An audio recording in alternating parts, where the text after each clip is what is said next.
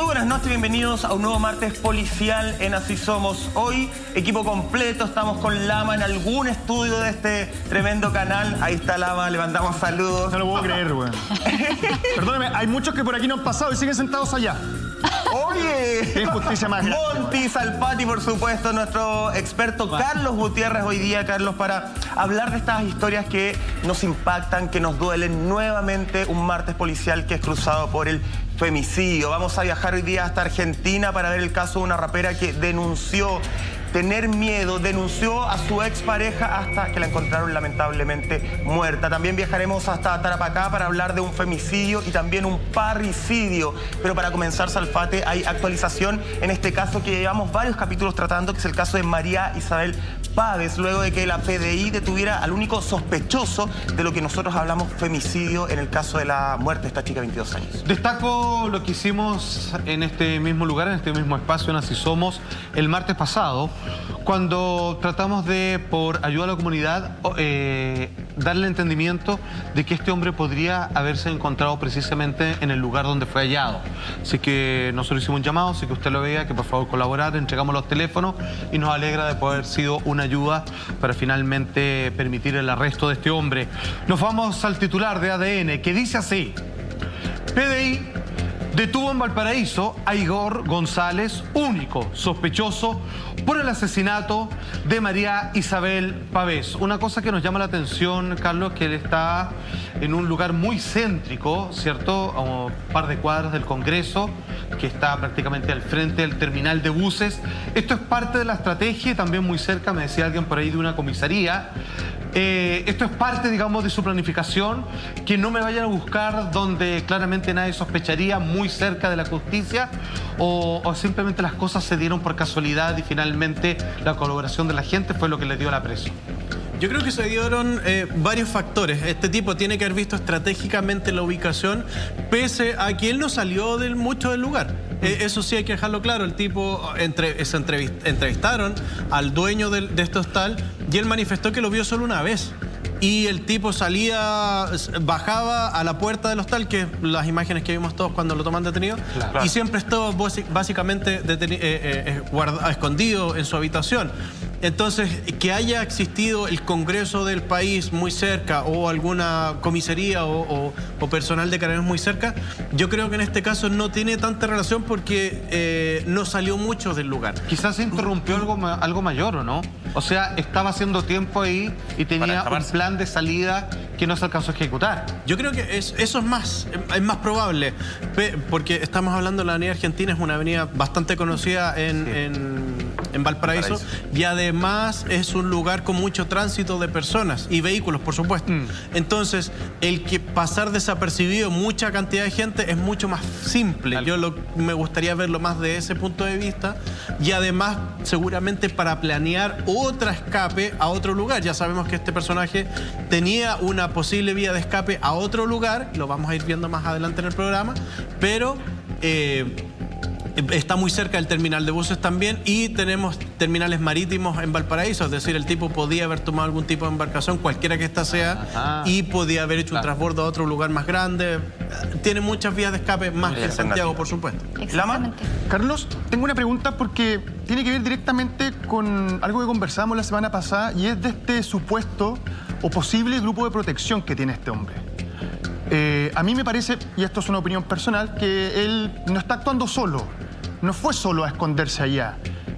No es que esté corriendo una suerte de estar escapando de la justicia sin tener ningún tipo de apoyo. A mí lo que yo creo es que él sí debe contar con apoyos de este grupo que hablábamos la semana anterior. Sí. Y lo que quiero saber realmente es, haber capturado a este hombre, ¿podría significar que hay una investigación y poder conocer y entender quiénes están detrás de todo este tipo de cosas? Porque lo hablábamos antes del programa, tú decías posiblemente hay más asesinatos que no tuvieron y no encontraron solución, no encontraron respuesta a justicia, y que se podrían ligar no solamente a este hombre, sino que también a un grupo completo. Entonces, quiero saber si la captura de este hombre va a hacer que haya un efecto dominó y se logre saber quiénes son este otro grupo de personas y posiblemente condenarlas si han cometido algún tipo de delito.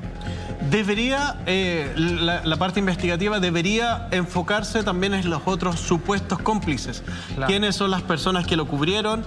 Porque, a ver, al momento de la detención de este sujeto, él ya tenía un pasaje comprado para viajar a Arica, que es por el lugar donde ingresó al país. Es decir, cruzar la frontera con Perú y ahí desaparecer de la faz de la tierra. Entonces, este tipo, no me cabe la menor duda que tiene que haber tenido alguna red de protección, se está investigando, pero también se supo que él mantiene esta red de protección que involucra a sus padres. Es decir, él recibía dinero cada 15 días por parte de sus padres desde México y él retiraba este dinero por, no sé si lo recibía o en transferencias bancarias, cosa que no creo, sino que tiene que haber sido alguna retiro de dinero por Western Union o algo así. Pero se hacía desde que está en Chile cada 15 días. Entonces ya estamos hablando de una protección directa de sus padres. Sus padres siempre supieron dónde estaba. Ahora, igual es curioso eso, que haya recibido plata desde su familia en México, porque estos giros de dinero cuando se retiran hay que demostrar la identidad, o sea, hay que demostrar un carné, un pasaporte. Yo no sé si ese pasaporte falso le habrá servido para hacer ese tipo de trámites. Ahora, lo otro que llama la atención es que él en el fondo se escondió a plena vista, ¿cierto? Eligió lugares como con una lógica inversa, es decir, me voy a ocultar en este hostal que está en una calle súper transitada cerca de una comisaría, porque claramente nadie me va a andar buscando en un lugar donde estoy cerca de la autoridad policial, digamos. Eso llama la atención, haber ocupado como esta lógica inversa. Y también, Carlos, preguntarte cómo dan efectivamente con Carlos Humberto González, ¿no? Ese es el nombre correcto. O Igor, no, Carlos Méndez González, o Igor Yaroslav, como lo conocemos. ¿Cómo llega finalmente la PDI a ese lugar? ¿Cómo fue ese trabajo investigativo que por lo demás fue bastante rápido, cosa que no hemos visto en otros casos y que se agradece, por supuesto, y se destaca? Sí, es súper bueno lo que tú mencionas porque, a ver, este tipo comete este horrible crimen el mismo día 23 de diciembre, perdón, el día 17 de diciembre, que es cuando se junta con María Isabel. Y después de eso, él se va a Valparaíso. Y está todo este tiempo allá. Entonces, ¿qué es lo primero que me llama la atención profundamente? Es que él pasa los cordones sanitarios. Es decir, él viaja de una región a otra y no hay ningún control sanitario. Tuvo suerte y esa es la parte que se está investigando. ¿Alguien lo llevó en algún vehículo? ¿Se fue en un bus comercial? Esas son las dos formas que él tiene para llegar a Valparaíso. No hay otra forma. O en vehículo privado o en un bus. Entonces, esa es la primera información que tiene que estar y que se está investigando ahora, es saber cómo llega. Eso es uno.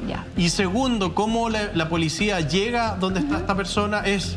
Uno, lo conversamos la semana pasada, que había mucha información que gente lo había visto en Valparaíso, cosa que fue cierto.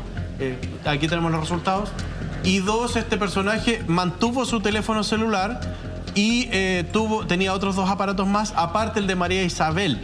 Y él prendía el teléfono, hacía llamadas muy breves de 10 segundos. Seguramente estaba viendo una película de James Bond y decir, si hablo menos de 30 segundos, no me van a descubrir. Eso es mentira. ¿Es mentira eso? Con solamente, ¿En serio? Sí, con solo activar el teléfono, ya el teléfono por sí se va a conectar a alguna antena de celular, alguna señal. Y eso va a generar la triangulación. Y entonces se genera esa triangulación. En Valparaíso es una ciudad bastante grande, tiene muchas antenas. Entonces, el tema de triangulación, al solo hecho de prender el teléfono celular, se activa de inmediato, se genera esta triangulación en un radio más pequeño que toda la ciudad. Entonces, ahí la policía, de acuerdo a lo que ellos informaron, realizaron una especie de puerta a puerta hasta llegar al hostal y hacer un trabajo de inteligencia esperando a este tipo hasta que lo vieron y lo toman detenido. Ustedes hablaban, tomaban en cuenta de lo rápido que se dio todo esto, menos mal. Pocas veces vemos un caso que se estaría solucionando de manera tan rápida. Y la mamá de María Isabel, de hecho, hizo un escrito que le envió a la PDI, que la Fiscalía Oriente viralizó por petición de la propia mamá. De hecho, ella quiso que se supiera, donde ella agradece a la fiscal, agradece a los medios de comunicación, a la prensa, agradece a la gente en las redes sociales, agradece a todos todos los que estuvieron involucrados, porque ella dice efectivamente todos trabajaron en conjunto. Y por eso es que hoy día podemos estar más cerca de la verdad, de darle un poco de paz a mi hija. Qué importante cuando todos los estamentos, desde el ciudadano que observó algo en la calle, hasta la fiscal que está a cargo, que en este caso nosotros somos bien críticos de los fiscales, en este caso funcionaron perfecto, como tienen que funcionar. Qué importante cuando todas las áreas de esta sociedad, de esta comunidad, empiezan a funcionar sin ningún guerra de ego, sin ningún tipo de pelea entre medio, tenemos estos resultados que son tremendamente positivos. Ese era un comentario a raíz de este escrito de la mamá. Pero muy importante, perdón, Michael, a diferencia de Fernanda Maciel y esto, es todos peleados y cada uno... Acá todos remaron para el mismo lado. Exacto. Y mira, tiempo récord. Por eso me parece interesante destacarlo y que la Fiscalía Oriente lo filtra o divulga esta carta a petición de la mamá. No, y es muy bueno para complementar eso. Aquí queda claro que las cosas se pueden hacer bien desde un principio. No hay para qué discutir, no hay para qué enojarse con egos. Si trabajamos todos juntos, podemos construir un mejor país. Si trabajamos todos juntos, podemos pillar y descubrir a todos estos delincuentes y ponerlos a las rejas. Así de simple. Es perfecto, el trabajo es perfecto. Falta el rol del juez ahora, falta el rol del juez. Carlos, varios medios hablan de... sí, pues falta. Que no se entrampe. Tenemos que ver cuánto le va a dar. Varios medios hablan y han puesto de alguna forma hincapié en la similitud de el modus operandi, tanto de María Isabel como de Itzel, esta chica mexicana que también murió en manos de esta persona supuestamente. Hablan de que ambos femicidios fueron cometidos cercanos a fechas de fiestas religiosas, Navidad, Pascua de Resurrección.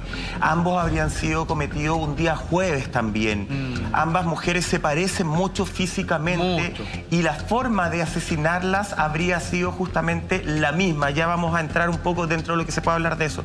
Podríamos hablar con estos antecedentes, más las edades de ambas muchachas, justamente más las relaciones, más que las había alejado de la familia. Hay muchas cosas en común. Que las toma siendo menor de edad. Claro, y las aleja de su familia. ¿Podemos hablar de un perfil psicopático de alguna forma, de un modus operandi, y esto facilitaría el hecho de ver si cometió otros femicidios durante estos años que no supimos de él?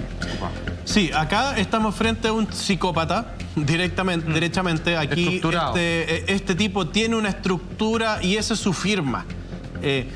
Vuelvo a insistir, y para que quede claro la terminología cuando hablamos de un asesino en serie o asesino serial.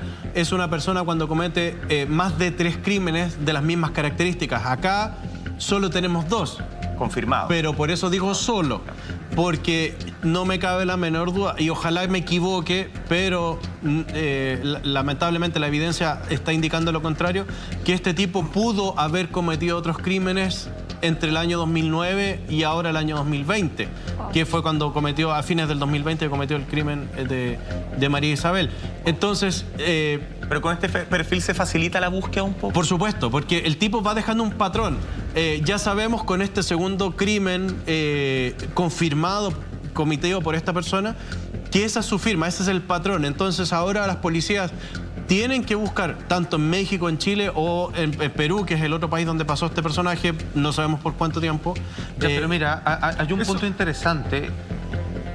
Yo digamos, porque fui, digamos, una especie de inaugurador de la cultura del anime en Chile. Me invitaron y constantemente estoy en diálogo con los países donde existe un movimiento activo, importante, con festivales internacionales de anime, otaku, donde cae el K-pop y todo lo demás.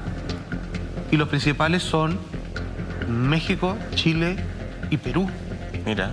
Habría que quizás buscar potenciales víctimas dentro de estos círculos de otaku, fanáticos del visual, K-pop, etcétera, etcétera, entonces. Exacto, porque ya nos entregó su firma. Porque una persona que comete un crimen, un homicidio, uno solo, ya ok, esa fue la forma que lo realizó. Pero aquí estamos hablando de un segundo homicidio con las mismas características. Y qué raro que se aguante tanto. Mismos delitos, exactamente, misma forma, y la víctima también es muy similar. O sea, igual. Entonces, hay que buscar entre medio, tanto en México, en Chile y en Perú, que son los lugares donde estuvo este personaje, para ver si es que hay algún patrón similar en un homicidio que no esté resuelto. Perfecto. Y no me cabe la menor duda. Y ojalá, vuelvo a insistir, ojalá me equivoque, pero no creo que sea así, por las evidencias que estamos hablando y por el tipo de perfil de este personaje, que haya otra víctima, pero sí sería bueno, si aparece y el caso está abierto, que este personaje pueda enfrentar a la justicia. Carlos, ¿Y qué pasa con las policías de los dos países que acaban de nombrar, de Perú y de México? Acá hay un traspaso de información, hay algún tipo de extradición en el caso que se demuestre que él cometió algún otro tipo de delito, tanto en Perú como en México. ¿Cuál es la situación internacional, tanto la policía chilena con las inteligencias de estos países? Sí, lo que pasa es que al generar la alarma o la alerta, cuando se empieza a buscar a Carlos Méndez, se involucra la Interpol. Y al involucrarse al Interpol, se involucran todos los países que están asociados al Interpol, incluye México, Chile, Perú, por supuesto. Entonces, ahí es donde afortunadamente ya tienen que empezar a compartir la información en ese sentido de ver qué otros delitos se hayan cometido de similares características y ver si es que están relacionados con este tipo y si este tipo justo también estaba en esas fechas, en los países donde se cometió, en las ciudades, y evidentemente se puede enfrentar a la justicia, sin ninguna duda. Pero aquí ya empieza el trabajo de inteligencia de Interpol y asociar a estas tres policías para buscar esta información. Mira, recuerdo un dato que ya ahondaremos en él, en donde María Isabel le dice a su mamá efectivamente dónde va a ir, pero a sus amigos no. Claro. Dice, ¿cómo? Bueno, porque probablemente sus amigos le van a decir, ¿cómo vas a ir para allá de nuevo? No estamos de acuerdo, te queremos, te protegemos, en fin. Ojo con eso, porque fíjese que la fiscal, Marjorie Carrillo, comienza a entregar antecedentes respecto al círculo de María Isabel y por supuesto que conocía también a este hombre, sindicado como el único culpable de este terrible femicidio, hoy día bajo arresto. Entonces, aquí es donde ella manda a interrogar, a cuestionar, a preguntarle, a tener más antecedentes de parte de un amigo de este hombre que es Sebastián Izquierdo, que es hoy por hoy, digamos, una triste figura pública, es un ultraderechista fanático, activista bravo, hay que decirlo. En general, nosotros nos caracterizamos por respetar cualquier tendencia, cualquier propuesta, idea, pero excepto aquellas que inciten derechamente al odio y cuyos actos tengan que ver con la interrupción de otras expresiones libres, que obviamente no dañan a nadie. Entonces, por eso nosotros lo mantenemos un poco al margen, digamos, en esa situación. Sin embargo, debemos mencionarlo porque es parte de la investigación producto de la que la fiscal habla con este conocido Sebastián Izquierdo, quien vivió un tiempo con el imputado. Estuvo con él, era, digamos, amigo cercano, y en las declaraciones Sebastián Izquierdo sostuvo que Igor era, abro comillas ahora, muy violento, pero que él lograba calmarlo. De hecho, agregó que en ocasiones lo amenazaba con un cuchillo y además aseguró que le ofreció matar y esconder a una expolola. Aquí yo no sé si están hablando de María Isabel o de otra polola. Ahora estamos hablando de un reducto, pucha, a ver, no quiero acusar a nadie, pero a ver, digamos las cosas como son, sin pasarnos, digamos, de los márgenes. Estamos hablando de un ambiente, digamos, donde se propician, donde circulan, donde se comparten ideas que son un poquito fuertes y que permiten la posibilidad, bajo ciertos escenarios, de pasar, digamos, estas fronteras legales y de hacerle daño, en este caso, digamos, a una mujer, en donde... O sea, créeme que yo no conozco a nadie en donde hayamos tenido una conversación. Oye, ¿sabéis qué? En una de esas la mato nomás y me ayudáis. Ya, ok, ya ahí vemos. O sea, son cosas impensadas para uno, pero aquí, digamos, el pan de cada día cabe suponer aquello. Entonces, la figura de Izquierdo acá, ¿cómo entra? Es como... O sea, y que también cómo describen a Igor o Carlos en este caso. De aquí podemos ya finalmente definir el perfil de quién es este personaje y a propósito de aquello, quienes lo rodean, sin hacer acusaciones, que se entienda, pero... Sí, es que acá vamos a lo que preguntaba Lama al principio. ¿Cuál es la red de protección que tiene este personaje? Todavía se está investigando, hay que dejarlo muy en claro, aquí no estamos acusando a nadie. Lo que sí, esta es la red de amigos que tenía Carlos Méndez. La red de amigos que tenía Carlos Méndez era Sebastián Izquierdo. Ya sabemos que su padre, el señor Izquierdo, el padre de Sebastián Izquierdo, le rentaba el departamento a este personaje. Y varios otros amigos de las mismas índole de ultraderecha o de la misma organización. Que compartían los mismos pensamientos, digamos. Exactamente, y sabemos que este personaje mexicano se viene a Chile protegido por una red de ultraderecha de México que hace las conexiones con Chile, que me imagino que tiene que haber sido con estas personas.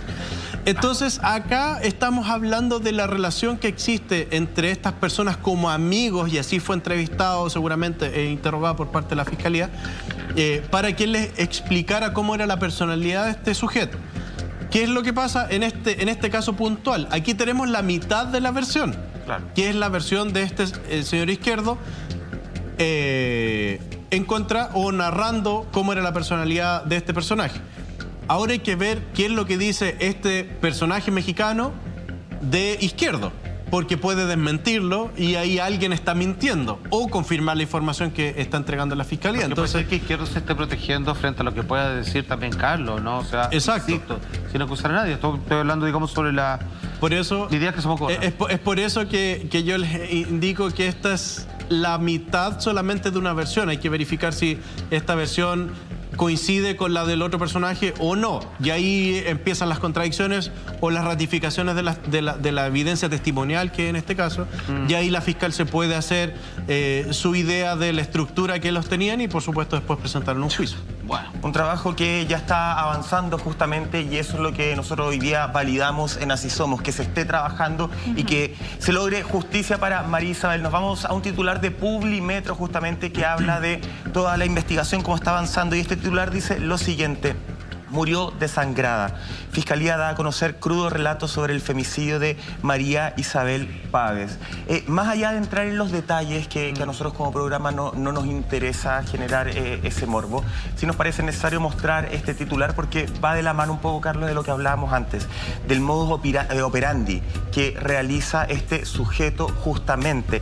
Además... Igual.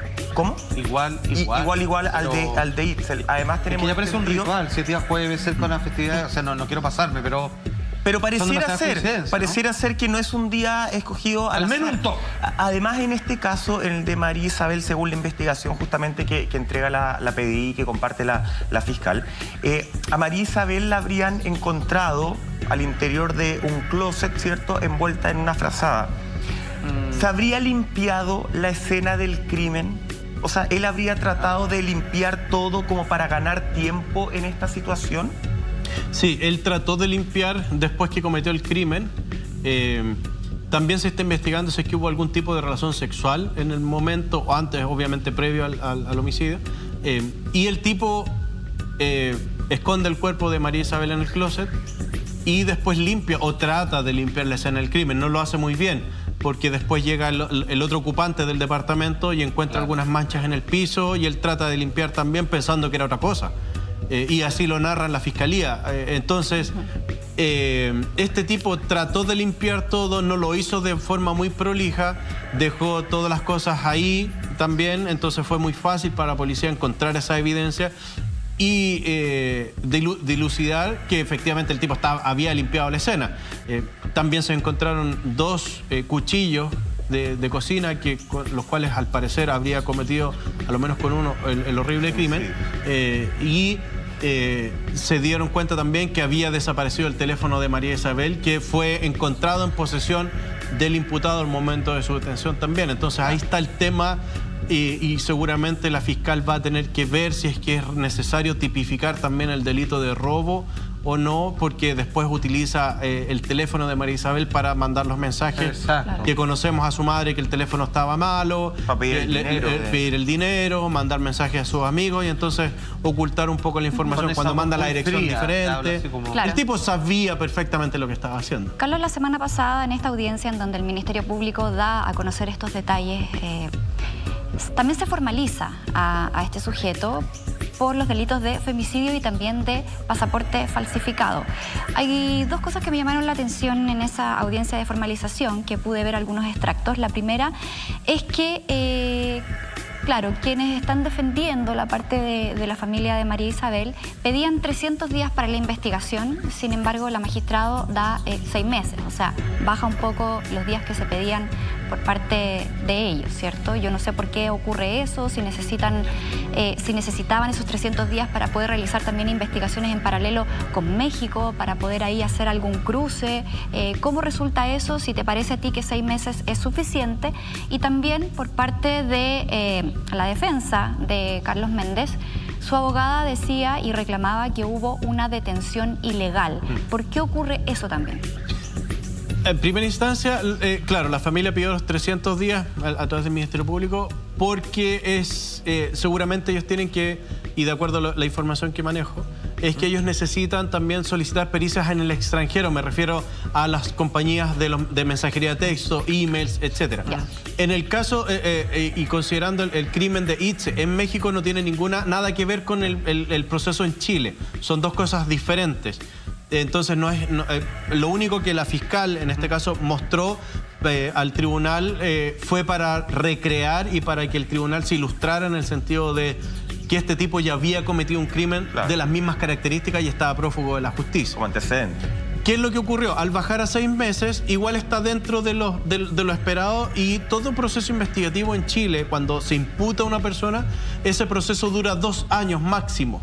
Entonces, si se cumplen los 6 meses, se puede ir a una nueva audiencia y solicitar una nueva ampliación por otros 6 meses. Y ahí llegar a los 300 días que quería la Fiscalía. Entonces, no hay problema en ese sentido. Como te digo, se puede llegar incluso hasta los 2 años. Con el tiempo se va a ir viendo, falta una pericia, falta esto, estamos en respuesta. Eso es.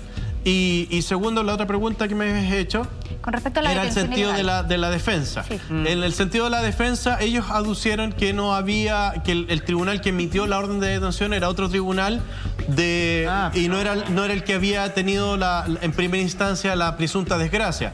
Y ahí la jueza le explicó que cualquier juez de la República en ejercicio de sus funciones puede dictar una orden de detención porque puede estar de turno o no. Entonces la orden fue emitida legalmente y no hubo ningún cuestionamiento en base a eso. Perfecto, o sea... Carlos, en el caso que él confesara, ¿se necesitan 6 meses también para hacer la investigación? Lo que pasa es que él al momento de confesar tiene que probar, porque tú puedes declarar y confesar muchas cosas, pero hay que probarlo.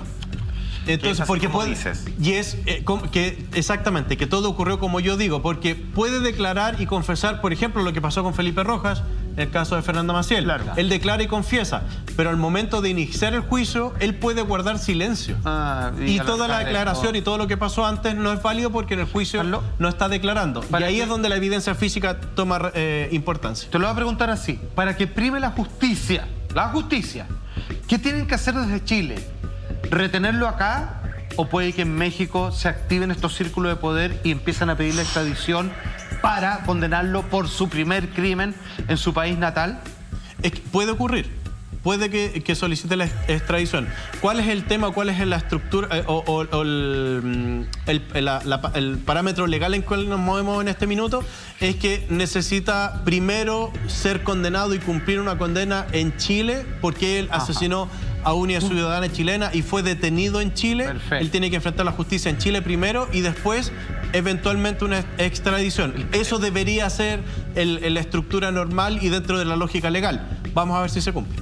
La madre de María Isabel lo describe como un hombre educado pero callado. Al contrario, los amigos de María Isabel aseguran que era un tanto agresivo. De alguna forma se está dibujando la personalidad de Carlos, de Igor, como quiera llamarle. En México le hablan y le dicen, lo mencionan como la bestia. ¿Cómo se conocieron? ¿Cuánto tiempo de relación efectivamente tuvieron este tipo con María Isabel? Se hablaba de 7, en realidad fueron 5. ¿Habían terminado o no? La cronología de los hechos, todo lo que sucedió y lo que tiene que pagar en la cárcel este tipo, lo hablamos después de una pausa.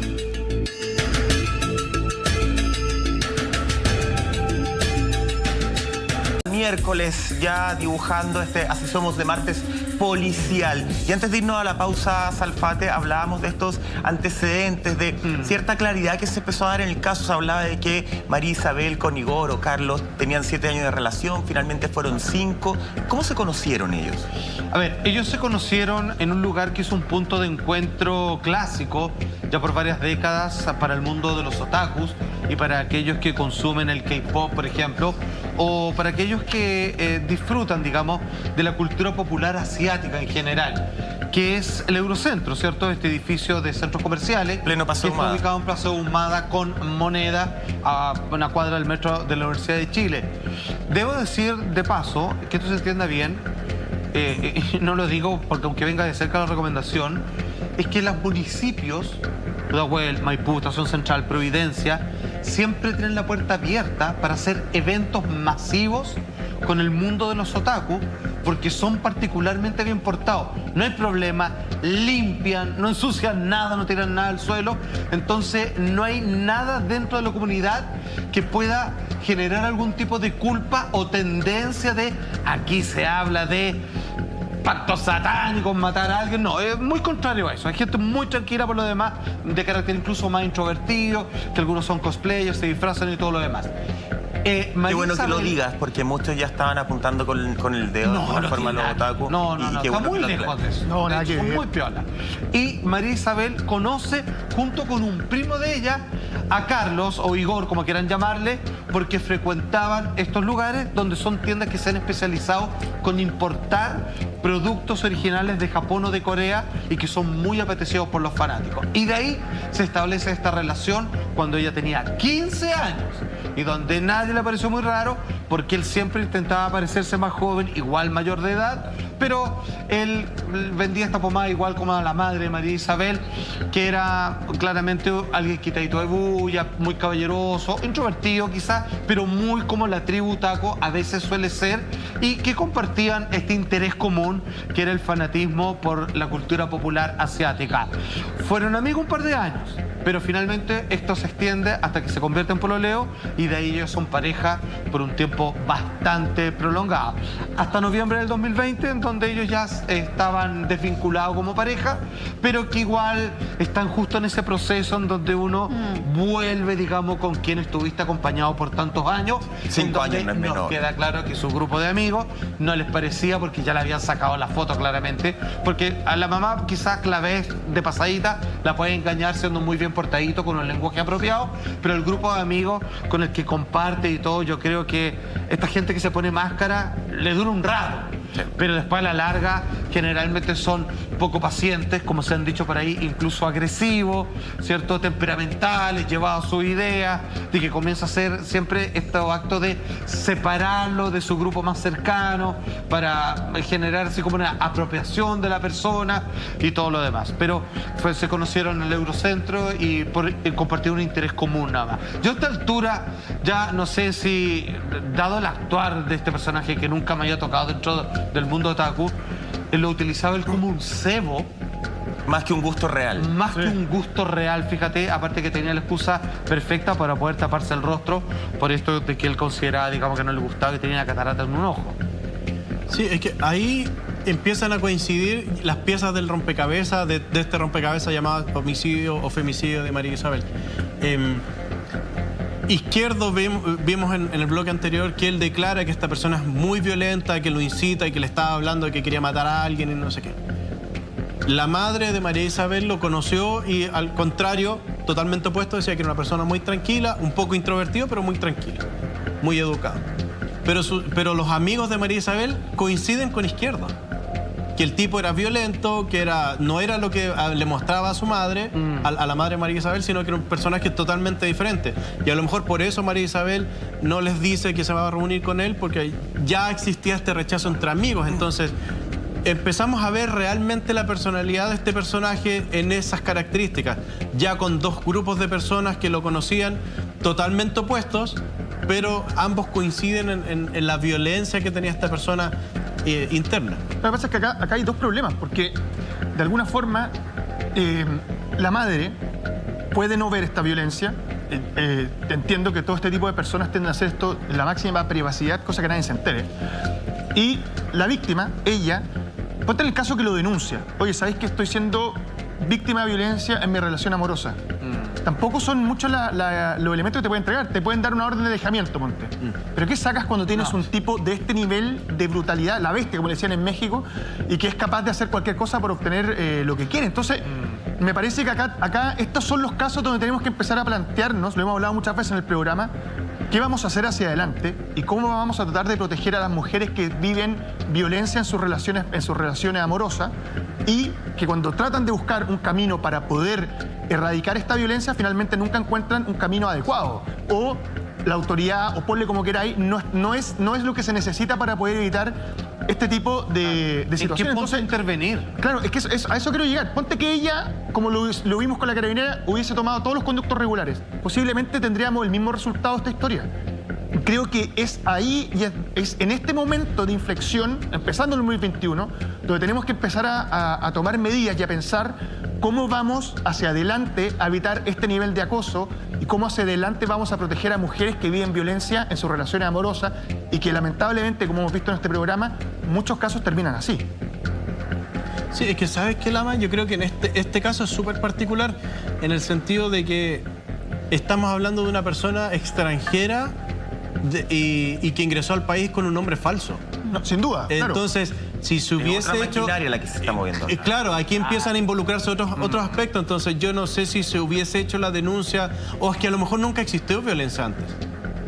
Pudo nunca haber existido. ¿Sería normal en el perfil de este tipo de personajes? Porque, digamos las cosas como son, tiene algunos elementos que son similares a otro tipo de personas que cometen este tipo de actos. Entonces, ¿tú crees que no hubo violencia anteriormente? Es muy probable que haya habido a lo menos violencia verbal. A lo menos. Claro, o psicológica. Exacto. Entonces, pero al generar esta violencia psicológica, si a lo mejor María Isabel hubiese, y aquí vamos a hablar de suposiciones, por supuesto, si hubiese denunciado a esta persona con el nombre falso que tenía de Igor González, no existe. Entonces, ¿en base a qué vas a emitir una orden de detención o una orden de alejamiento? Porque lo tiene que hacer un juez. Si un juez se hubiese dado cuenta y decir, sí, Igor González, pero no existe. A ver, Igor, venga para acá. ¿Cómo usted no es chileno? Claro. No soy chileno. ¿De dónde viene usted? De México. A ver, muéstreme sus documentos. Muéstreme cómo ingresó a Chile. ¿Qué hace en Chile? ¿Usted está legal, ilegal? Y a lo mejor lo hubieran tomado detenido por haber ingresado ilegalmente al país. Claro. Y no hubiera pasado esto. A lo mejor, vuelvo a insistir, estamos hablando solo de suposiciones. Entonces, por eso es muy bueno y siempre recomendamos que se hagan las denuncias porque pueden comenzar a abrirse otras aristas que no las conocíamos y a lo mejor prevenir un delito. En el caso, por ejemplo, de Norma, la carabinera, obviamente el sistema no funcionó y aquí sí es lo que conversamos la semana pasada también. Generar, claro, eso y muchos más casos.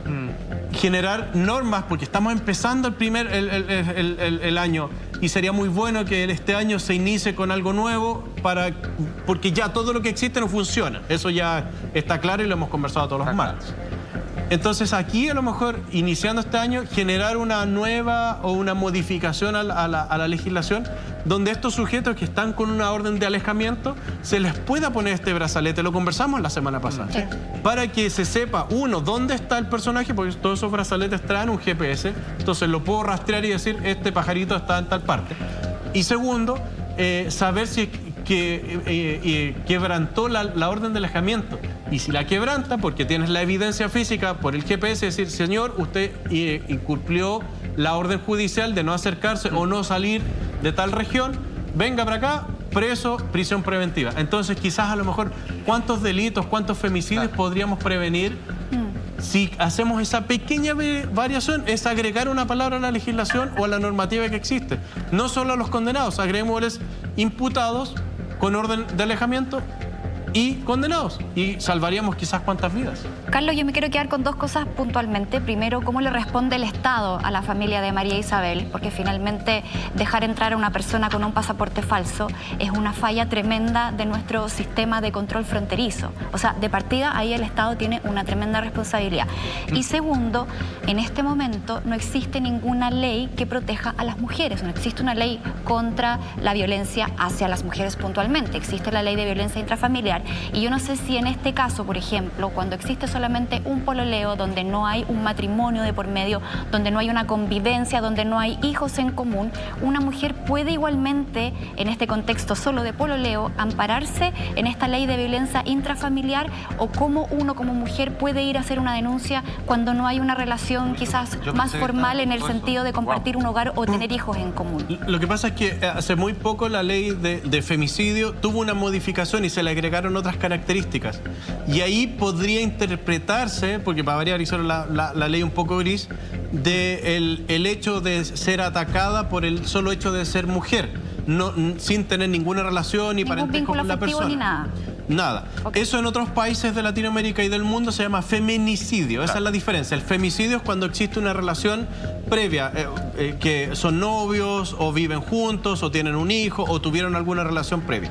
Eso es femicidio. El feminicidio es cuando una mujer sufre un delito de homicidio u homicidio frustrado, o sea, atentan contra su vida por el solo hecho de ser mujer, así de simple. Entonces, la legislación chilena se agregó esa parte, pero es un poco, por lo menos se agregó algo. Ya. Pero como las leyes a interpretar. Exactamente, entonces sería bueno que esa ley se cambie y se estandarice, porque aquí también somos buenos para crear leyes que solamente existen en Chile y no están estandarizadas a nivel con la legislación internacional.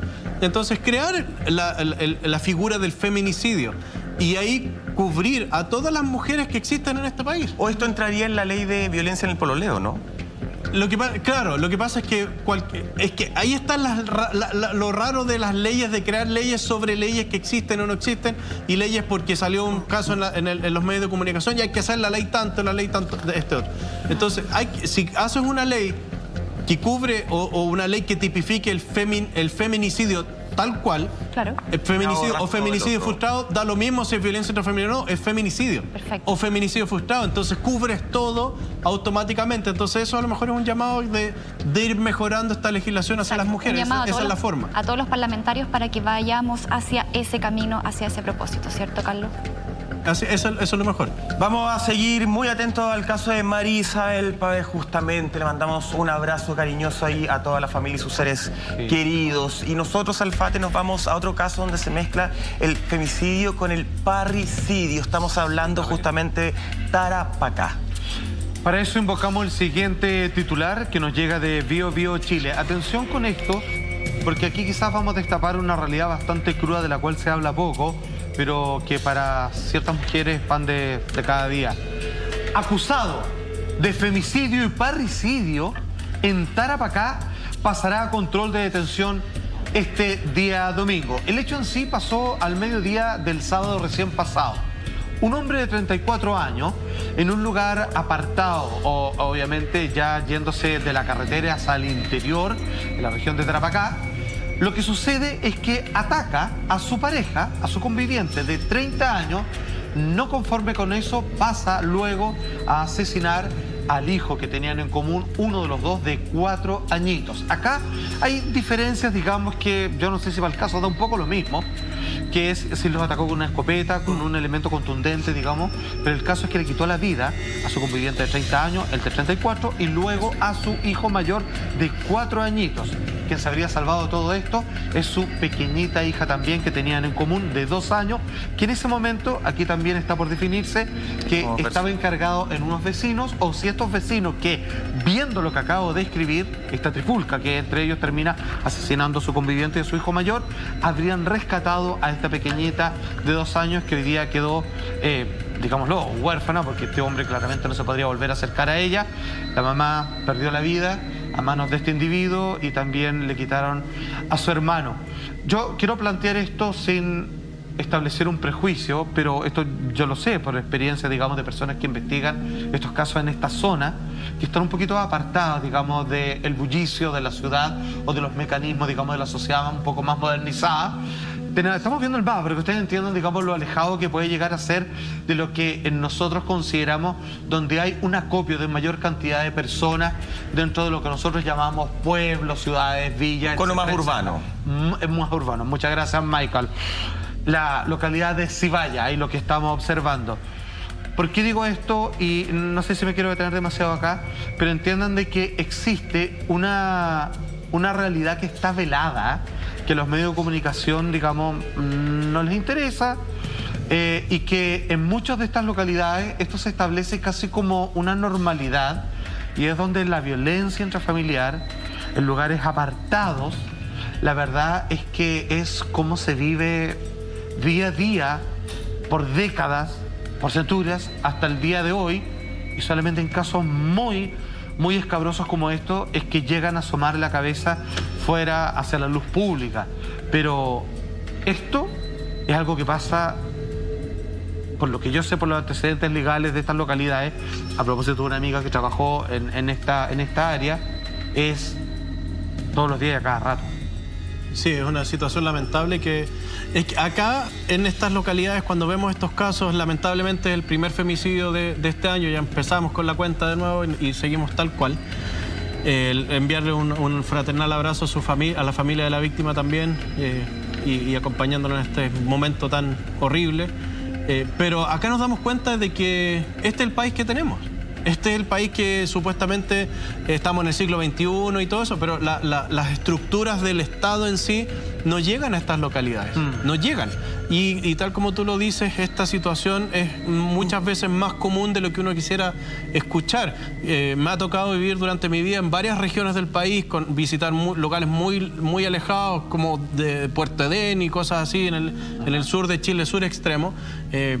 Pero también en otras localidades no tan alejadas de la zona central del país, pero sí en lugares muy rurales, donde lamentablemente esta situación de violencia hacia las mujeres es mucho más frecuente de lo que uno cree. Y lamentablemente las mujeres en estas situaciones también lo toman como ya una normalidad.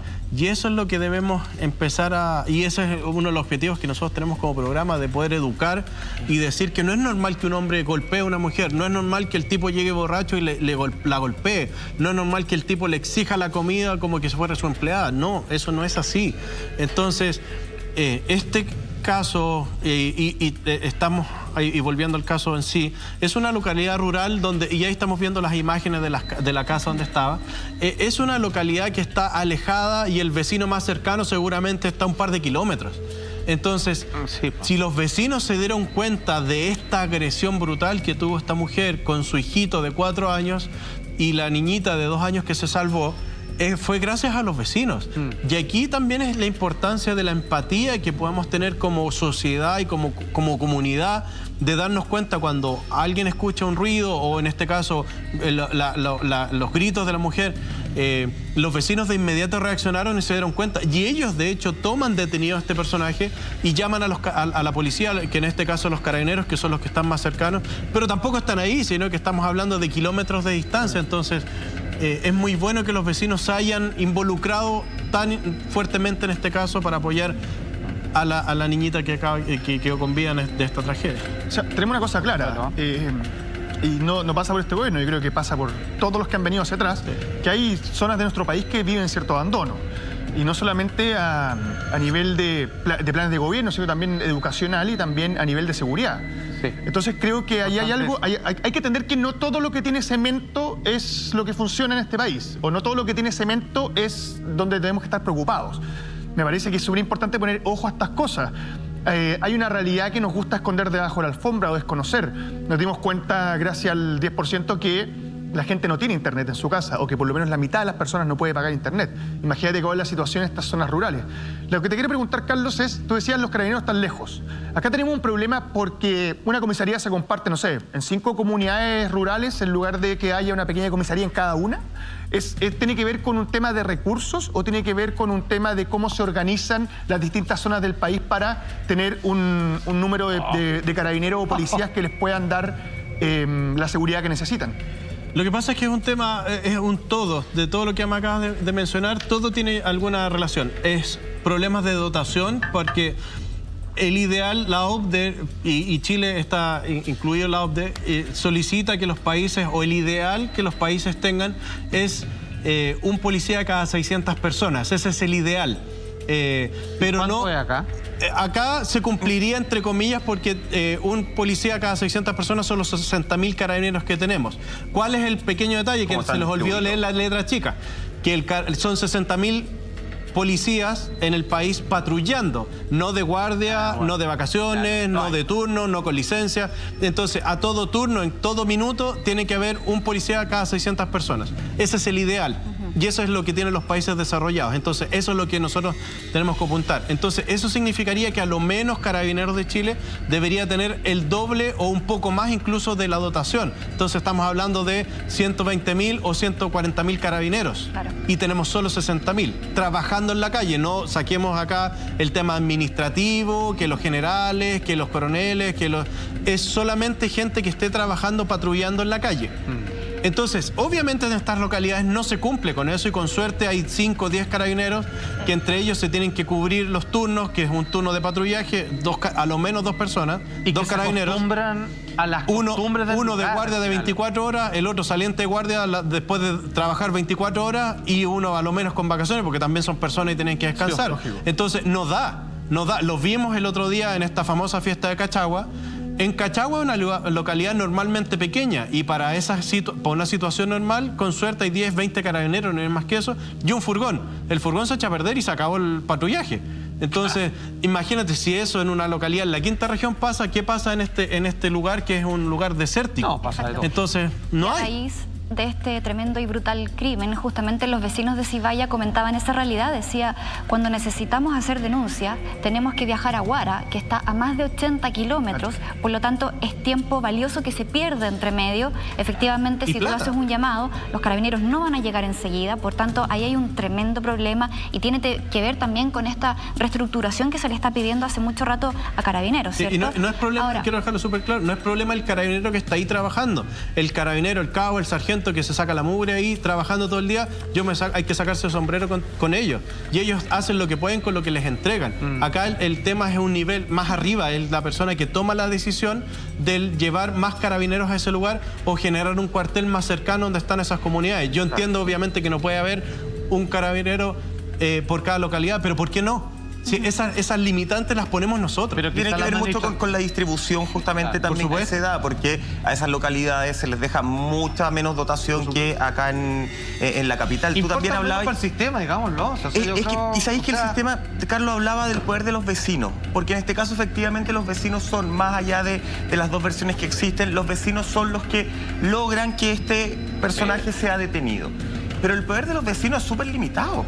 El poder de los vecinos, lamentablemente, en este país es cuando ocurren actos como este, cuando ya se mató a la mujer, cuando ya se cometió el femicidio. Hoy día yo si escucho en el departamento de al lado que le están pegando a una mujer, yo puedo ir y hacer la denuncia, pero esa denuncia queda en nada. El poder de las personas que rodean a la víctima es súper bajo, es súper limitado, y efectivamente en las zonas rurales existe al parecer mucho más violencia y está normalizado por un tema de no acceso a las denuncias, porque tú no tienes que caminar 2 cuadras para ir a la comisaría, tenés que irte mucho. ¿Cómo demuestras? ¿Cómo mientes que te escapaste a la comisaría? Hay todo un tema emocional, hay un tema de educación, y en el caso de los vecinos hay un tema de poder. Tenemos que entregarle poder a la ciudadanía para poder denunciar cualquier tipo de abuso a la mujer. Pero- si seguimos con esta lógica, básicamente el único poder que tenemos es denunciar cuando la mujer ya está muerta. Creo que ahí hay un cambio fuerte que hay que hacer. Pero ojo, Mike, te puedo poner un detalle porque a mí me parece que en esta situación la organización de los vecinos termina siendo positiva. Sí, pero es en el- cuando ya está muerta. Claro, no pero podían hacer nada antes. ponte en el caso que tengamos que vivir en un país donde los vecinos tienen que organizarse porque la votación de carabineros no alcanza, porque finalmente no sienten que haya justicia o se compran las cosas como ellos quieren. Ha pasado en otras ocasiones y terminas teniendo un grupo de repente de vecinos rabiosos, en algunos casos armados, que terminan tomando la justicia por sus manos porque no la ven. Entonces, esto de que los vecinos estén organizados tiene pros y contras. Pros cuando logras que una organización y si hay una protección vecinal, así como lo vimos en el tema de los saqueos después del 18 de octubre, donde habían pasajes y los vecinos se habían organizado para Es que, protegerlo. Lama, yo no digo Pero también tomar el poder por solamente sus quiero manos. puntualizarlo, porque también uno puede pensar que es la mejor forma de que enfrentemos este tipo de cosas, pero también siendo llevado al extremo, se termina quebrando y termina siendo algo que es bastante negativo. Por eso te digo, más allá de que se organicen los vecinos, creo que esto es algo que tienen que entregar una solución a la autoridad. Sí, y lo que me preocupa es pero que la no realidad veo por dónde es se que yo puede me subir ex- la dotación de carabineros. Me tengo que haber explicado pésimo porque yo no hago un llamado a que los vecinos se organicen para tomar No, no, no, el no puesto para en nada, mano. no para Yo nada. lo Quiero que digo puntualizar solamente espérame, eso. Yo lo que digo es entreguémosle el poder a los ciudadanos para que podamos denunciar. No para tomar el acto de violencia, no para linchar a este personaje. Hoy día un vecino no puede denunciar, o sea, puede ir a denunciar violencia intrafamiliar de la casa al lado, pero eso no llega a ningún puerto, porque tiene que ir la víctima a ratificar en la denuncia. ¿Es así o no, Carlos? Sí, Hasta el día de hoy. eso es súper bueno. A ese poder voy yo, ¿cachai? Que la denuncia sea efectiva. Los dos puntos que ustedes tocan son súper interesantes porque, uno, el tema de la denuncia debería existir en la ley que autoricen a que el vecino haga la denuncia y eso sea tan válido como que la víctima fuera. Lo vemos en este caso, por ejemplo, Monty nos acaba de decir, la víctima tenía que haber viajado 80 kilómetros, eso quiere decir 160 kilómetros, 80 de ida y 80 de vuelta. Esos son recursos, es plata, y cómo yo justifico que voy a andar 4 horas fuera de la casa porque voy a la comisaría y vuelvo. Claro. Obviamente el victimario se va a dar cuenta y me va a pegar de nuevo. No creo que haya sido que no haya sufrido violencia intrafamiliar esta víctima. Y el tema que habla Lama también es súper importante porque estamos en un momento muy delicado de que y es una línea muy delgada. Porque si los ciudadanos tienen que empezar a hacer justicia por sus manos, y me lo veo de forma muy preocupante, que pasa en el barrio Meix, que hay unos hombres de negro que le llaman, que los comerciantes les pagan a gente común y corriente para que sea de guardia de seguridad y ellos toman detenidos. Significa que el Estado ya no está funcionando.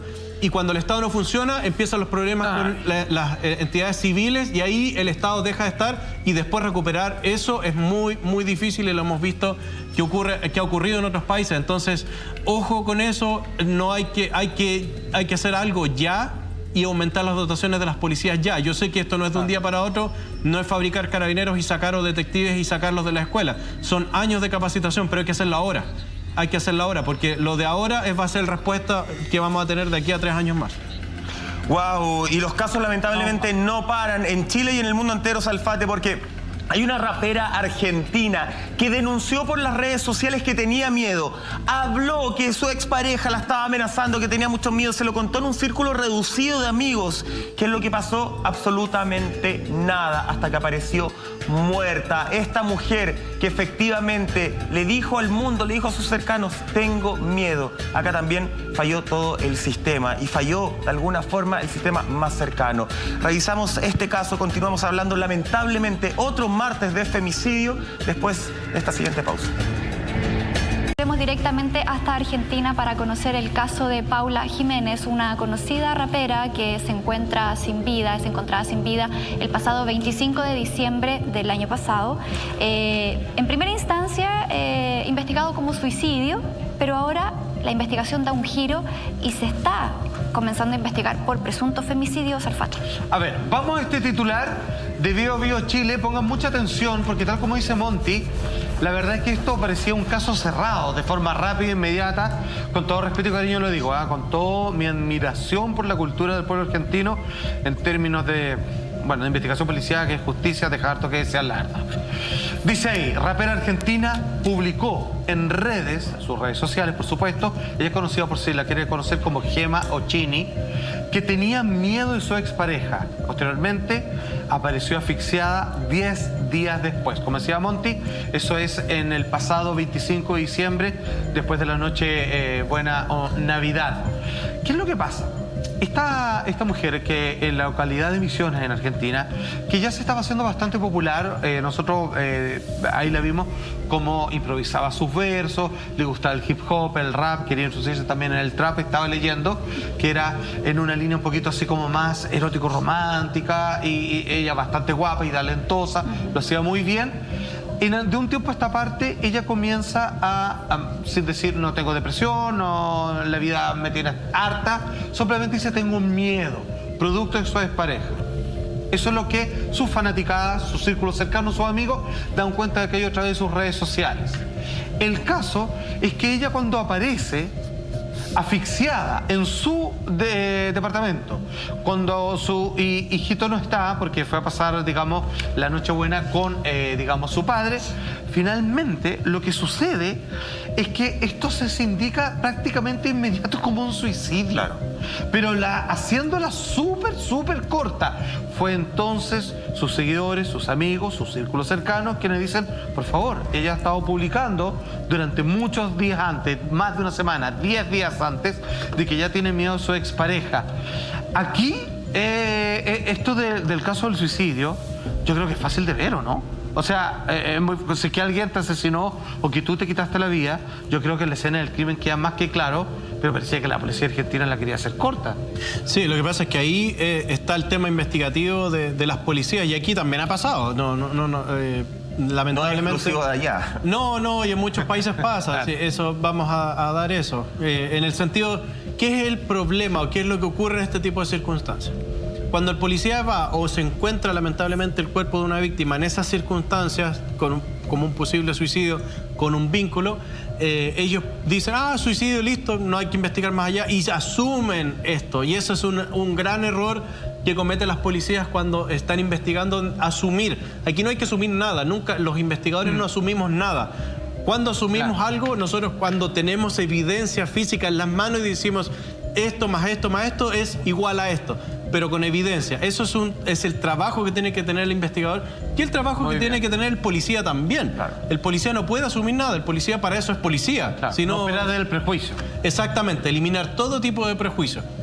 Entonces, en este caso, hay evidencia física que podría indicar que fue un homicidio y obviamente están estos mensajes donde decía que esta rapera tenía miedo de su expareja con cual que era el papá del bebé, y habían terminado hace un tiempo. Sí. Entonces, ahí es el detalle y es muy importante que la policía investigue todo. No puede tipificar un delito. Por supuesto que dentro del primer paso se tiene que tipificar de una forma, pero en este caso cambió brutalmente y bruscamente de un suicidio a un homicidio, y aquí es donde se puede perder mucha evidencia en primera instancia, cuando la policía no asume esa posibilidad de investigar.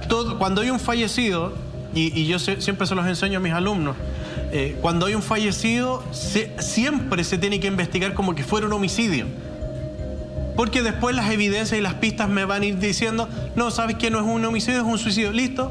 Pero ya procesé la escena, ya colecté la escena, claro, y tengo todo por si acá, en el sentido de que fuera el peor escenario, claro, porque siempre el peor escenario es un homicidio, y siempre hay que verlo desde ese punto de vista. Si la evidencia me va guiando y me dice, no, ¿sabes qué? No es un homicidio, es una causa natural o un suicidio, perfecto, y aquí está la evidencia. Sí, lo contrario. Mejor que sobre a que falte evidencia. Carlos, conversaciones como que tenemos acá que se descubrieron que mantenía justamente esta chica con amigas, como la amiga le decía, denuncia lo obvio, amiga, ella le decía, no puedo, tengo miedo. La amiga le respondía, pero todas dicen tengo miedo. Y ella dice, denuncié 60 veces y venía igual a joder a mi casa.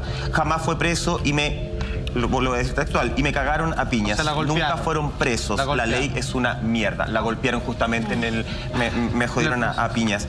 Este tipo de mensajes efectivamente sirven como pruebas más que puedan culpar de manera más directa a esta expareja. Porque él dice que la encuentra. Van sumando. Claro, lo que pasa es que además él tiene como una especie de coartada que dice que es ella quien le escribía a él como hostigándolo, amenazándolo, y es más, tiene unas fotografías que él asegura que ella le mandó vía WhatsApp diciéndole, mira, tengo un cable, tengo otra cosa, si tú no vienes ahora me voy a suicidar. Y cuando él llega, efectivamente, que le avisa a amigos, oye, parece que ella está mal, vayan a verla, qué sé yo, ahí se encuentra ella ya una vez de haber cometido este supuesto suicidio. Eso tiene él como antecedente de que yo no tengo nada que ver, a mí me estaba amenazando. ¿Qué es más fuerte en ese caso? ¿Los mensajes que tiene él de supuesta amenaza, si no vienes me mato? ¿O las 60 denuncias que ella puso en algún momento, más estos mensajes y los mensajes de redes sociales donde le decía, amiga, tengo miedo, no sé qué hacer? Mira, acá volvemos a insistir en lo que siempre hemos dicho. Todas las personas son inocentes hasta que son presentadas en un tribunal. Aquí no estamos inculpando a nadie, pero sí vamos a hablar en base a hechos. Él supuestamente recibe estos mensajes diciendo que ella se podría suicidar si no iba a su casa a estar con él. Claro, ese 25. El primer caso que hablamos, de este Carlos Méndez, también había mensajes de texto y ahora sabemos que él lo había enviado. Sabemos, y hay muchos casos donde el autor del crimen manda estos mensajes de texto para desviar la atención. ¿Podría ser este el caso? Por supuesto que podría ser. Hay que investigar. ¿Es fácil de investigar eso? Sí, por supuesto. Ver las horas. Ver las coartadas, cámaras de seguridad, videos, etc. Sumado a ello, todos estos antecedentes esto es una evidencia circunstancial, por supuesto, de todos los antecedentes de denuncias en contra de esta persona, te podrían decir o pueden llevarte a indicar, sí, este personaje pudo haber generado más allá de los golpes, porque ya no estamos hablando de violencia psicológica o violencia psicológica, estamos hablando de de violencia física. El tipo, y ella dice, me cagaron a piñas. Eso quiere decir que le pegaba a combos. Sí, o sea, con la mano empuñada, no eran palmetazos ni empujones. Con la mano empuñada la golpeaba. Eso es una piña en Argentina. Entonces, ese es el nivel de personaje que estamos hablando. Y justo él misteriosamente la encuentra y él es la víctima. Carlos, perdón, dime. Porque estamos hablando de esto de las denuncias y todo, pero a mí me parece que hay algo que es indesmentible, que es la escena del crimen. Exacto. Y para que haya una confusión, que se parta diciendo que se suicidó y después de que fue un asesinato, yo te pregunto, ¿esa escena del crimen es muy distinta una de otra? ¿O son similares, por lo cual es fácil llegar a una confusión? ¿O simplemente acá estamos hablando de gente que no quiso investigar, como dijiste antes? Porque no sé, me parece que es ahí donde uno puede sacar las conclusiones necesarias para poder encarar el caso, ¿no? Lo que pasa es que una escena del crimen con un suicidio de estas características puede servir para ocultar un homicidio, porque igual es reciente el hecho que él llama a la policía al momento de la data de muerte de Jimena, si es que no me equivoco, esta muchacha, de Paula, Paula Jiménez. Entonces, ¿puede ocultarse una escena de un homicidio con un suicidio? Sí, puede ser. Y eso, si le sumamos que la policía que fue a la escena del crimen no tenía la experiencia o no levantó la evidencia o siempre pensó y fue de forma prejuiciosa y decir, total, vamos a investigar un suicidio, obviamente va a dejar evidencia sin ver. Pero si ya tenemos los antecedentes de estas violencias reiteradas, con denuncias, si a eso le sumamos la autopsia que se le tiene que haber hecho al cuerpo, si a eso sumamos la evidencia que se encontró y la posición en que se encontró, por ejemplo, el vínculo que se usó para ahorcar para que esta persona se quitara la vida, y otros antecedentes, puede que haya algo que no nos cuadre y ahí empezamos a ver, ojo, esto no es un suicidio y es un homicidio y es muy probable que la persona que está involucrada es el último que la vio, el que llamó a la policía y el que necesita limpiar su nombre porque tiene 60 denuncias antes. Acá hay un detalle no menor también, Carlos, es que esta chica alertó a su círculo más cercano de que efectivamente estaba sintiendo miedo, se estaba sintiendo amenazada, por lo que ella publica bajo la categoría de mejores amigos. Cuando uno publica, por ejemplo, historias de Instagram y puede filtrar quién quieres que vea esa historia, ella da un mensaje bastante revelador, lo pasamos a revisar. Miren, dice lo siguiente: es la primera vez en mi vida que tengo miedo de verdad y lo publico porque de verdad tengo miedo. Lo pongo solo en mejores amigos porque de verdad no quiero hacer de esto un show, pero siento la necesidad de publicarlo porque si llega a pasar o pasarme algo, que se sepa alguna vez que puse esto.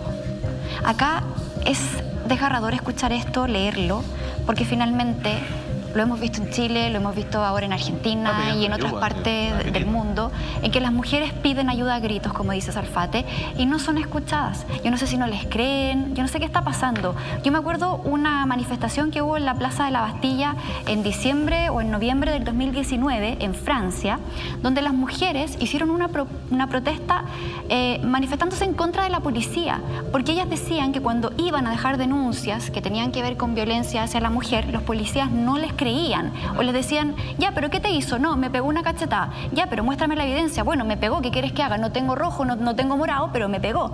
No, váyase para la casa, usted está exagerando. Esa era un poco la dinámica de lo que estaba pasando en Francia y por eso se produjo esta manifestación y luego de eso Francia trabajó en una ley nueva que reformaba en el fondo cómo se castigaban todos esos hechos de violencia hacia la mujer. Entonces al final no es algo que estamos viendo solamente en Sudamérica, se está viendo en distintas partes del mundo y es bastante crudo. Entonces este tipo de mensajes, leerlos después y saber que no se hizo nada es bastante duro. Uno se siente como frustrado como sociedad de decir no pudimos hacer nada.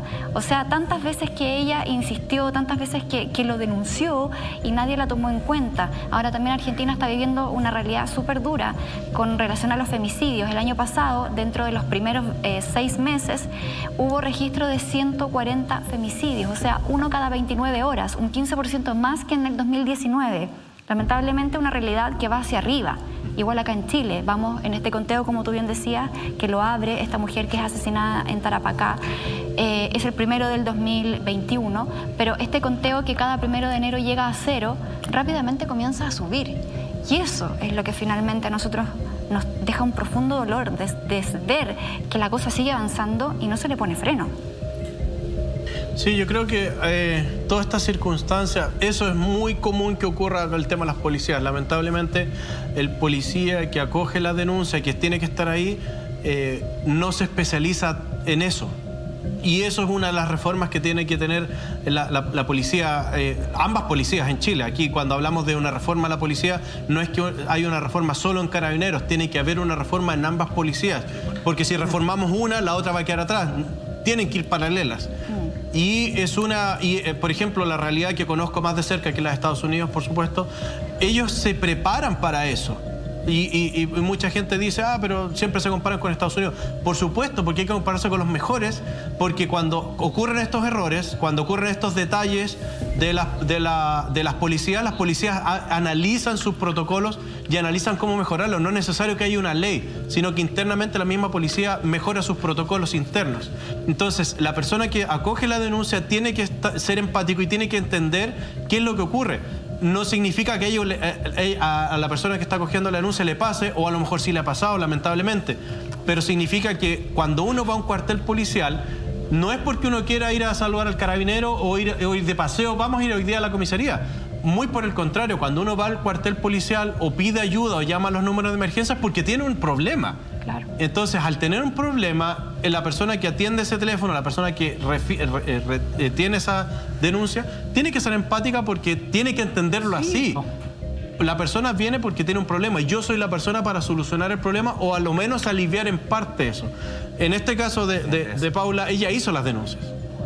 Hizo 60 denuncias y por hacer esas 60 denuncias la golpearon hasta seguramente quitarle la vida. Entonces es algo que hay que ir mejorando, hay que reformar, es algo que ocurre hace mucho tiempo, pero es relativamente nuevo que las mujeres hayan levantado la voz y que nosotros también como hombres seamos empáticos y estamos dando esta lucha para que no haya más femicidios. Ahora, nosotros cuando decimos que el mecanismo de la justicia falla, cuando no está esta empatía, porque esa es la palabra muy bien, Carlos, con respecto a cuando uno solicita formalmente ayuda. ¿Qué pasa ahora cuando finalmente comienza la idea de que yo quiero contar mi problema al mundo? Ya leí a Monty esta publicación que hace en Facebook para sus mejores amigos, que es su grupo cercano. Días antes de su muerte, el 15 de diciembre, ella, no conforme con lo que escribe en Facebook, tuitea a las 10 de la mañana lo siguiente. Atención con esto. Dice ella: tengo mucho miedo de lo que pueda hacer este vago LRPM, así como supongo de la República. Bueno, tengo miedo, y pone esos símbolos que son de una carita triste. 10:39 AM del 15 de diciembre, exactamente 10 días antes, ella hizo todo, no solo a través del mecanismo que le falló, 60 denuncias, digamos, y lo único que recibió en respuesta fue una golpiza sostenida. 60. Imagínate, el otro estaba enojado porque seguramente en alguna de esas le llamaron la atención y el otro le dice, ¿cómo me hace esto? Y le pega y ahí queda. Ella finalmente abre su problemática, lo pone en Twitter. Esto es para que lo lea el mundo entero. ¿Y en qué termina? Es la misma de todas. Y aquí cuando queremos entender un poco, ¿se puede hacer algo? O sea, porque ¿sabéis que esa es mi pregunta? ¿Se puede hacer algo? Es que, Salfate, te voy a interrumpir. ¿Sabéis que acá hay un tema que es mucho más grande? Que tiene que ver con la normalización de la violencia, que es un proceso que al menos creo yo vivimos hace algunos años. Y digamos las cosas como son. También ayuda mucho la televisión, las noticias, los juegos, todo lo que queráis. Esa normalización de la violencia termina siendo un viaje sin rumbo, porque es muy difícil regresar a que haya menos violencia en la que se está creciendo. Esto es como subir y bajar de peso. Es muy fácil subir. Yo me encuentro vinculado al AMA, porque yo no conozco, de verdad, pero no lo digo así de... No conozco a nadie que esté a favor de la violencia. No, claro. Entonces, ¿dónde? Claro, lo que pasa es que... Y esa otra gente es la mayoría. Por eso, déjame terminar el punto. Yo te estoy tratando de decir que, lamentablemente, todo lo que nos bombardea hoy día a través de información ayuda a normalizar la violencia. Sobre todo piensa en los cabros que son más jóvenes, que viven en un ambiente violento, por lo cual entienden que la vida va a ser así. Uno. Por otra parte, y me parece que esto es muy importante, a mí me da pena cuando leo ese tipo de posteos en Twitter o en redes sociales, porque demuestra desamparo.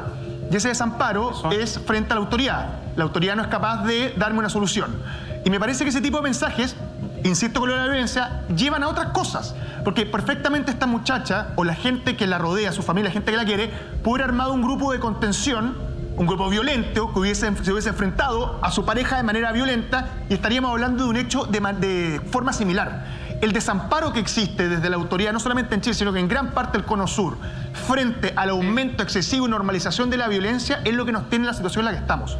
Y esto va a terminar, como lo dije anteriormente, porque finalmente todo calza, como dice usted, maestro, va a terminar en que van a haber grupos organizados, sean vecinos, sean familiares, que van a ir en busca de la justicia por sus propias manos, porque la violencia ya está normalizada. Tú me das violencia y yo te respondo con violencia. Entonces me parece que este caso en particular es una demostración más de que el viaje sin rumbo que estamos tomando nos va a llevar a una situación que va a ser mucho más, ¿cómo se dice? Cuando no hay equidad, porque algunos van a decir que la justicia, como no la tienen, la toman por sus manos, sin embargo, para otros hay justicia sin ningún problema. Sí, pero a mí me parece que hay una mala distribución de la justicia. Yo, a ver, lo digo con todas sus letras.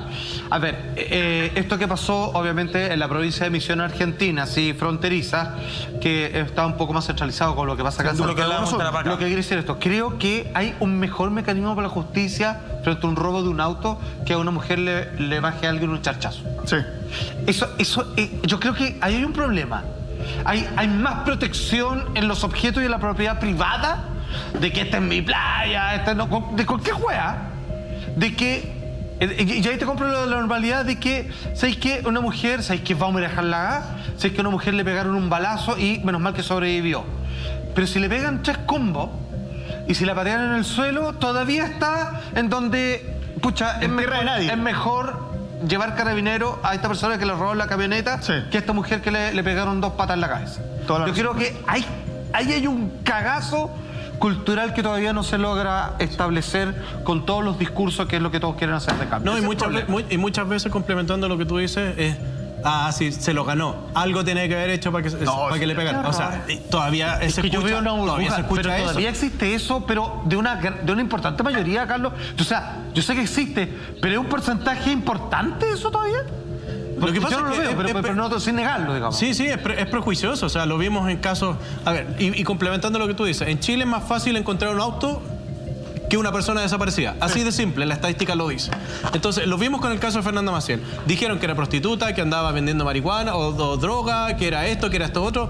Y era todo mentira, la habían asesinado. Vamos a seguir hablando de eso, pero hay casos que nos siguen impactando en el mundo entero. Lo conversábamos antes de empezar este capítulo justamente porque acusan a 11 hombres de violar, de asesinar a Miss Filipinas. Justamente estamos hablando de un caso que está conmocionando al mundo entero. Queremos conversar de esto, de la realidad que se está viviendo en el mundo. Lamentablemente ya no es solamente Chile, no es solamente Argentina, no es el Cono Sur. Estamos hablando del mundo entero, donde la violencia se está normalizando con una brutalidad que encrudece y que nos hace cuestionarnos qué es lo que estamos haciendo en este mundo. Vamos a una pausa y ya volvemos.